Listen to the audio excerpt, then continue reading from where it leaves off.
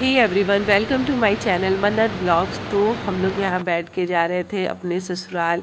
Means मैं अपने ससुराल जा रही थी और बीच में ना इतना बारिश होने लगा ना कि मैं मिस्टी के पापा बहुत भीग गए थे और भीगते हुए ससुराल गए। वहाँ पे रेडी हुए। रेडी होने के बाद हम होटल गए और ये होटल का व्यू है। बहुत ही अच्छा होटल था, न्यू था और नया होने की वजह से ना सारे चीज़ ना एकदम साफ साफ और क्लियर थे। बहुत अच्छा लग रहा था।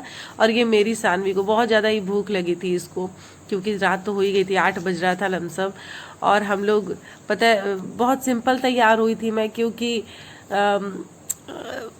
मेरी तबीयत उतनी अच्छी नहीं थी और इसलिए मैंने जैसे मतलब ऐसे तैयार हो गई। ये मेरी जेठानी है और जेठानी के साथ थोड़ा हंसी मजाक कर रही थी। उसके बाद मैं यहाँ पे स्टार्टर खाने के लिए हम लोग आ गए थे स्टॉल पे। चाउमीन था और थे टिक्की चाट थे, भोजका जिसको बोलते हैं बिहार में, गुपचुप गोलगप्पे वो थे, और था पनीर टिक्का, टोमेटो सूप। ये सब स्टार्टर खाना थोड़े थोड़े लेने के बाद हम लोग यहाँ पे आ गए थे, क्योंकि बिहार में ना इस साइड बहुत पूजा होती है, लड़के की अलग लड़कों की अलग, जिसको हम लोग छेका बरच्छा बोलते हैं। तो वो होता है मीन्स सगाई।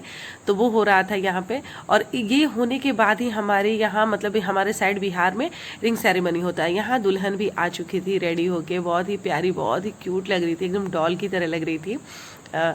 क्योंकि ना इनका मेकअप मतलब हर चीज़ अच्छा था इनका, मुझे बहुत ही अच्छी लगी ओवरऑल।